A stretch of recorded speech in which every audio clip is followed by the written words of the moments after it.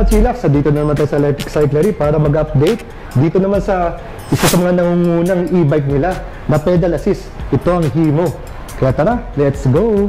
Nandito si Ma'am Carmen. Dito naman tayo, Ma'am, tungkol sa ating Himo na pedal assist bikes. Oo. So, si Himo, diba, last year, diba, nagawa na natin to ng vlog. So, isa siya sa mga naunang bikes natin before. So, si Himo is a pedal assist saka full throttle na e-bike. Ayan. So, ito, Himo by Xiaomi siya. Ito, by Xiaomi. By Xiaomi. Ayan. So, ang kagandahan ngayon is naka 10% tayong discount. Discount. Hanggang kailan yan, Ma'am, itong 10% natin? Hanggang, siguro sa ngayon kasi hanggang September lang. Pero mag-extend tayo. Yun. Don't worry. So, lalo na, di ba, syempre, pa December. Oo, bare months Oo. So, mag-extend natin yung sale na yan. Pero, syempre, limited lang din yung stock. So, kung interested sila, sayang naman, avail nila ngayon yung 10%, diba? Ayun. So, pakita natin yung mga ano? Sige, yung mga specs din itong mga nagagandahang Himo e-bikes natin. So, siguro pansin nila na iba-iba yung design. Meron tayong 16-inch na gulong. Meron tayong 20, tapos meron din tayong fat bike. Fat bike, no? MTB 26, tapos meron din tayong gravel bike. Gravel bike, no? Sige, ma'am. Dito natin umpisa natin dito sa Z16 natin. Sige, ma'am. Ano bang meron dito sa ating Z16? Ayan. So, itong Z16 na is our smallest nga na e-bike. So, 16 lang yung gulong niya din. So, siya, single speed yan. And then, meron siyang full throttle na function. So, ito yung throttle. Ayan. Tapos, meron din siyang screen dito. So, pag in-on natin siya, ayun, may screen. Ayan, ganyan yung screen. Tapos, adjustable tong handlebar. And tatas baba, no? Oo. Tapos, ito is naka-lithium ion. Nandito yung battery niya. So, tataka sila na, bakit parang wala man ng battery? So, dito sa loob ng frame. Tapos, naka-lithium nga din siya. And then, yung motor naman niya, ito sa likod. So, 250 watts. 250 watts. Oo. So, Himo natin pala na e-bike. So, lahat ng motor ni Himo is 250 watts. And then, meron siyang tinatawag na boost. Which is kapag na-sense ng motor niya, kailangan mo ng extra boost, bibigay niya yun. So, pwede siyang mag 350, 500, 750 watts. Pero as boost lang siya. So, sa mga hindi din familiar sa mga pedal assist na bike, no? So, meron tayong mga brands na tulad ng Giant, Trek, mga Specialized, ganon. May mga ganito din silang bike na pedal assist.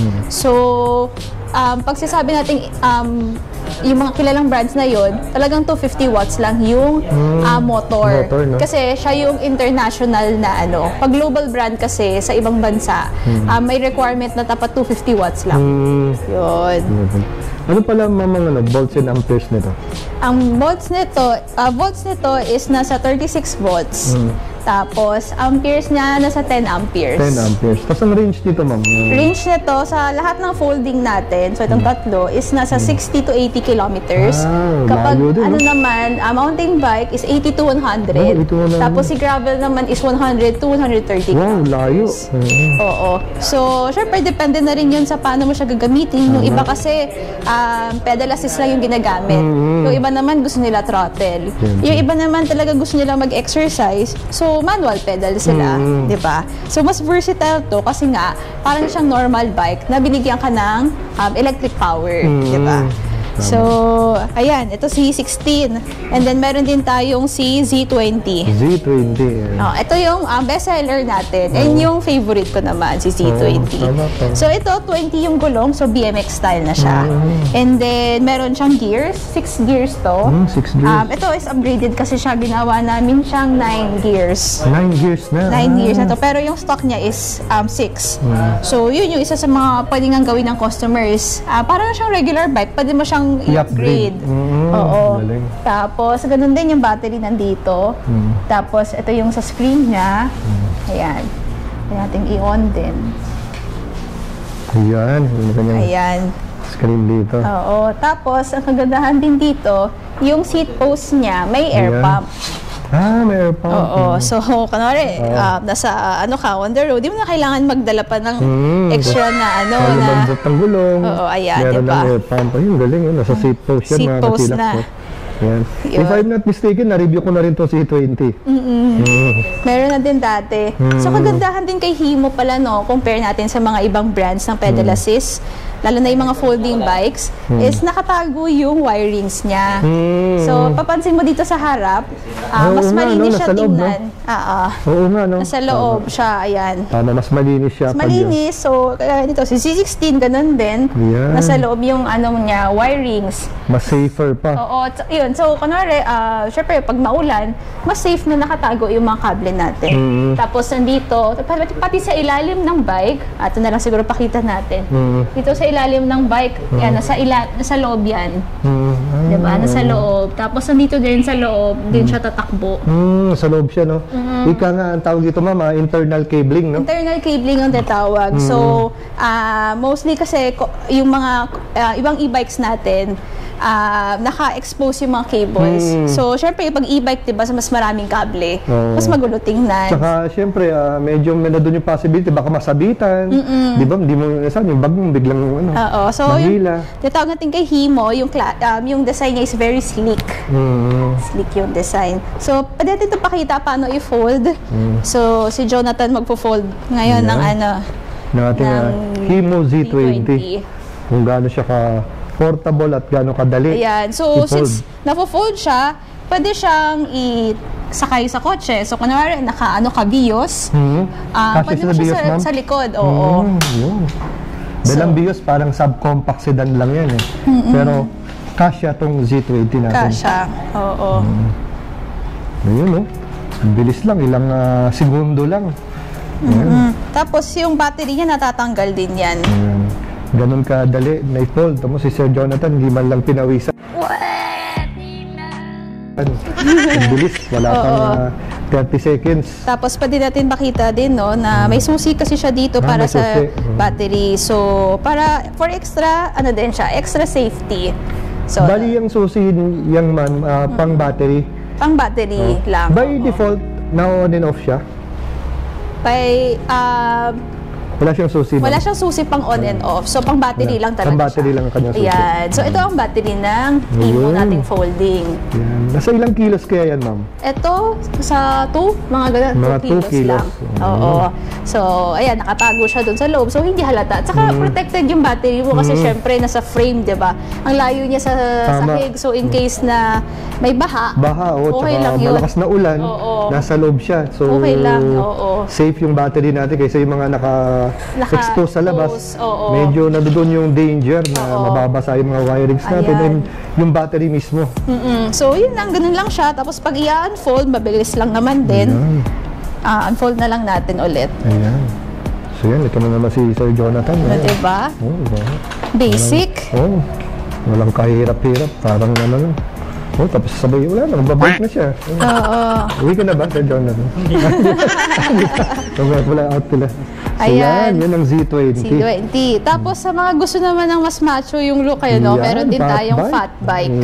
So, pareho lang siya kay Z20. Ang difference lang is fat tire siya. So, 4 inches yung gulong, 20x4. Tapos may shock siya sa harap, may front shocks. So, hydraulic lockout na ito, ma'am, no? Ito, yung stock niya is naka-mechanical. Pero pwede na natin siya i-upgrade to hydraulic.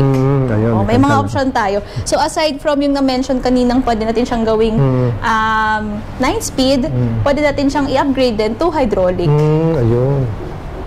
Ayan. So ayun, pareho lang talaga siya kay Z20. Mas lang siya, macho lang siya. No? Pero syempre, mas makapal din yung kanyang frame, ma'am, no? Oo, mas makapal yung frame. Tapos ganun din, yung battery is nasa loob. Tapos sa kanyang mga saddle, naka-quick release lahat, no, ma'am? Quick release, yes. Ngayon, ito si C26 naman, MTB. So, ang size ng gulong nito is 26. Yung battery naman niya nandito sa loob ng frame. Sa loob din, no? Oo. Ayan. So, yung cable din niya malinis. Normally kasi lalo na pag converted yung e-bike, nasa labas lahat ng mga cables eh. So, ito very malinis tingnan. Oo. Tapos, natatanggal din yung battery niya. Pareho kay Z20. So, ito lang din yung susi para pagtanggal ng battery. Ayun pala, pwede mo rin siya i-charge dito sa sa labas. May charging port. Charging port. So, kunwari, ayaw mo na magtanggal ng battery, so pwede mo i-charge dito. Dito lang sa Ito labas, din sa no? kabila. So sa folding din, dito sa kabila. Ayun, dito Pwede charging din. Ayun. Yun. So, pwede mo nang hindi tanggalin yung battery. Anong specs nito, ma'am, ni Himo Travel? Si Himo Travel naman ay ganun din. Lahat ng motor naman ni Himo is 250 watts. Which is the international nga na requirement. Tapos, ganun din. May throttle din siya. Sa ano naman niya, sa speed, 7 speed. Tapos, pwede din siya gawin hanggang 10 speed. Okay. Tapos, yun, pwede din siya gawing hydraulic din. Yung ano, ma'am, volts and amperes? Yung volts niya is nasa, double check natin. Nasa 48 volts, 10 amperes. Ayun, 48. So, yung range na to is 80 to 100 kilometers. Layo. Ayan. So, ito yung battery niya. Diba? Ayan, yung palitod ng battery dyan. natanggal. Again, nasa medyo mataas siya na part. So, hindi siya basta-basta mapasukan ng kalera sa baha. Ng tubig, ganun. no? Kasi nasa mataas nga siya. So, yung stock pala nito is naka-Shimano na Shimano Tourney 7 Shimano speed. Tourney, 1x7. Oo. Tapos may kasama na rin siyang fork. Ito yung fork niya. May lockout suspension. Yun, ganda. So ito yung throttle niya, ma'am, no? Yan yung throttle. Same lang yung screen, kagaya kay Z20 na pinakita natin kanina. Yan. Ayan. So, ito medyo nilagyan namin ng accessories. So, syempre, pwede ka maglagay ng bote mo, pwede ka maglagay ng bag.